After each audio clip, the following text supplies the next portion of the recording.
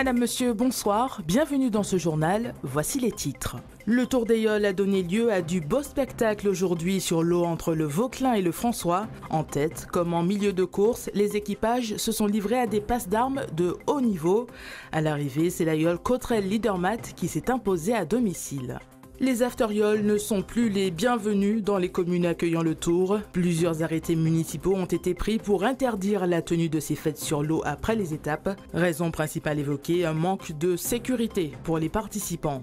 Ce sont en quelque sorte les anges gardiens de nos côtes, les agents de la brigade du littoral. Mobilisés toute l'année et aussi sur ce Tour d'Ailleul, ils veillent à la protection environnementale des îlets et des côtes. Découverte de leur mission dans ce journal. Du suspense jusqu'à l'arrivée, la 4e étape du Tour d'Ailleul qui ralliait le Vauclin au François a donné lieu à des batailles serrées sur les plans d'eau. C'est l'Ailleul Cotterêts Leadermat qui s'est imposé seul en tête de course, suivi de Sarah Autodistribution. Longtemps au coude à coude avec le peloton de tête, UFR Champflore décroche la 3e place. L'équipage Robertin conserve le maillot rouge. On a fait ce qu'on voulait faire, attaquer aujourd'hui pour remporter cette étape et grappiller les minutes. Je crois qu'on donne 5 minutes, donc c'est pas mal. Les champions sortants, enfin, champions à titre, donc je pense que tout le monde nous attend et notre objectif c'est de remporter ce tour. Donc on a tout donné, on travaille de ce sens pour aller chercher ce tour. C'est une étape très palpitante, hein. C'est vrai qu'il y a des adversaires qui sont présents. UFR Champflore, Cotterêts Leadermat sont là. Il faut dire aussi que nous sommes aussi présents, donc on va faire ce qu'il faut, on va travailler et on verra comment ça va se dérouler les choses au fur et à mesure. Donc on va faire ce qu'il y a à faire. Puisqu'il reste quand même 4 étapes, hein, donc les choses sont assez rudes. Donc, comme on dit, on va rentrer ce soir déjà à l'hôtel. On va débriefer et on verra quelles conclusions qu'on va tirer. Donc, en tout cas, bon ressenti, une très belle régate. L'équipage est en forme, on reste concentré. On fait toujours partie du jeu, on va essayer de ne pas s'éliminer. Donc, on est là avec les meilleurs, donc tant mieux. Pour l'instant, on est maillot rouge. Les concurrents sont aussi là cette année. Donc, il faut rappeler aussi qu'on est en reconstruction. On est un jeune équipage, donc on s'est entraîné pour toute l'année. Maintenant, les résultats apportent leurs fruits. Donc, on est là, on vient en course étape par étape, jour après jour. Le soir, on voit le profil du lendemain. Et on reste vraiment humble dans cette compétition parce que c'est un sport auquel il faut avoir beaucoup d'humilité, beaucoup de respect pour les adversaires.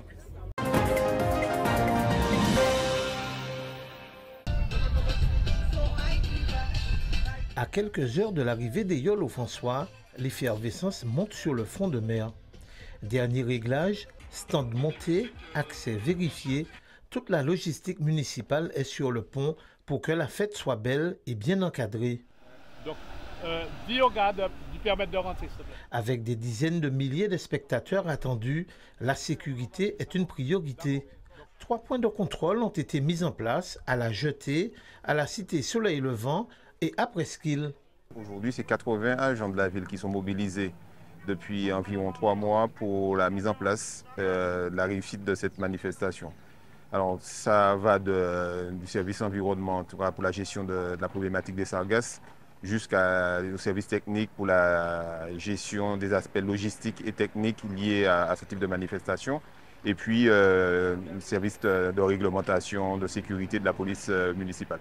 Une première sécurité dès hier après-midi, pour permettre notamment aux ambulants de s'installer sans gêne. Et le deuxième dispositif a commencé à 4 h du matin avec un filtrage des véhicules. Et d'ici quelques minutes, 7h, 7h15, il y aura un blocage définitif au niveau du rond-point de la Jetée. Au cœur du village du Forçat, une quarantaine de stands éphémères s'installent pour régaler les visiteurs. Objectif, être prêt à servir dès les premières arrivées. Le Tour d'Ailleul, sans des boissons bien fraîches, on ne peut pas déroger à la règle. Donc il faudrait des jus locaux et puis les bonnes pâtisseries, des pâtés salés, au lambi, des tartes à la morue. Nous préparons cette étape depuis 15 jours environ et ça nous demande beaucoup de temps, de disponibilité pour faire les courses. Prendre les embouteillages, aller un petit peu partout, regarder aussi les prix pour voir comment on peut s'organiser au mieux pour cette étape. Contrôle de terrain avec les services de l'État. Sur le village du Tour, 59 commerçants répartis entre 11 échoppes, 6 snacks et une trentaine de petits marchands ambulants. Objectif, s'assurer que toutes les installations respectent les règles de sécurité. Ces chapiteaux doivent être fixés. Quand ils utilisent du gaz, donc par exemple le tuyau d'alimentation du bidon de gaz doit être valide, donc il y a une date de péremption généralement, avoir un inspecteur et puis afficher leur prix et l'origine des produits. Un accueil soigné, un cadre sécurisé et un site calibré au millimètre pour 25 000 spectateurs attendus dans la baie du Forçat.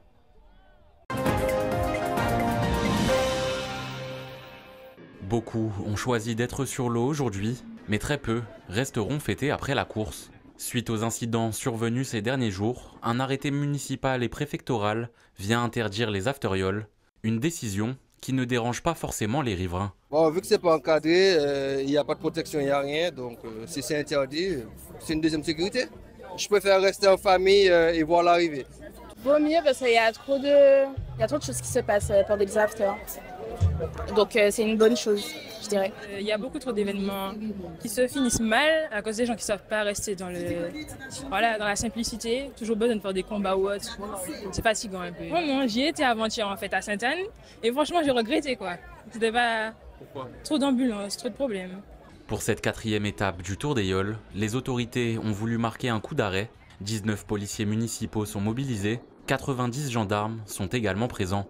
Des patrouilles sont effectuées sur l'eau et les plus récalcitrants n'échapperont pas aux sanctions. Ils sont certainement verbalisés par les services qui sont responsables, quoi.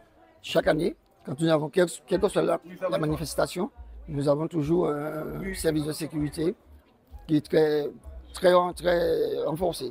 Conscient des récents incidents et risques potentiels, le maire, comme chaque année, interdit les événements type afteriole. Il y a beaucoup de soirées organisées sur les îlets. Alors, c'est vrai que la ville ne peut pas à la gestion, mais également l'État et la direction de la mer. Donc, nous avons souvent, effectivement, on se coordonne pour essayer, effectivement, de réguler les choses. Alors, on n'empêche pas de s'amuser, c'est pas ça le but, mais on aime que les choses soient faites dans les règles. Vous voyez un peu ce qui se passait au Bromont dernièrement, donc autrement dit, par rapport à ça, on préfère prendre des précautions d'usage.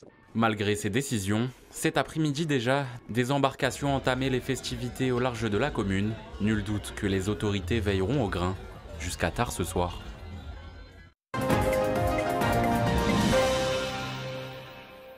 Le Tour des Yoles, c'est aussi un autre combat, celui du respect du littoral.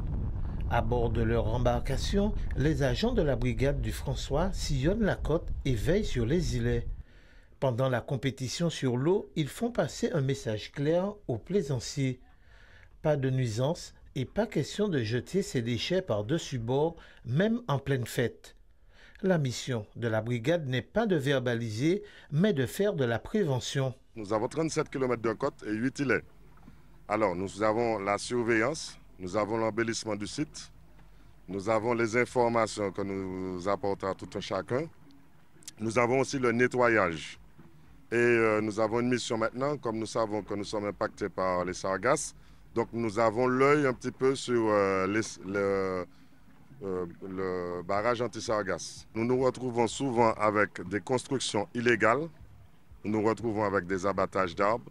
Et nous nous retrouvons avec beaucoup de déchets, des fois déposés un petit peu partout par les usagers. Donc c'est vrai que nous ne sommes pas là pour la répression, mais souvent nous faisons des échanges avec les usagers. Nous devons apprendre à vivre en symbiose avec la nature, éviter de jeter des déchets, éviter de faire les abattages d'arbres, éviter la nuisance sonore, puisque nous avons des espèces que nous ne voyons pas à l'œil nu, mais qui sont bien présentes sur les îlets, sur la côte. Donc en fait, c'est une prise de conscience que nous devons avoir à tous ces niveaux-là. D'après une étude publiée aujourd'hui par l'ARS, 98% des eaux de baignade en Martinique sont conformes, mais leur qualité se dégrade. C'est le résultat du classement établi pour 2024 selon les normes sanitaires européennes. Pour cette étude, 6205 prélèvements ont été réalisés sur 62 zones de baignade, 59 en mer et 3 en rivière entre le 1er octobre 2020 et le 30 septembre 2024. Les zones sont classées selon 4 niveaux de qualité: insuffisante, suffisante, bonne et excellente. Si la qualité de nos eaux de baignade était plus stable entre 2016 et 2023, elle s'est altérée de manière significative en 2024. 12 sites se sont dégradés l'an dernier, soit 2 fois plus qu'en 2023. 9 zones sont passées de qualité excellente à bonne. C'est le cas des plages du Bourg et de l'Anse-Noire aux Anses d'Arlé, de Dizac au Diamant, de la Charmeuse au Prêcheur, de l'Anse-Figuier à Rivière-Pilote, de Corps-de-Garde, de Gros-Raisin et de Fond-Banane à Sainte-Luce, et du Grand Macabou au Vauclin. 3 autres plages sont passées de bonnes à suffisantes. Il s'agit de l'Anse-Turin au Carbet, l'Anse-Mabouya à Sainte-Luce et de la plage du Bourg de Tartane.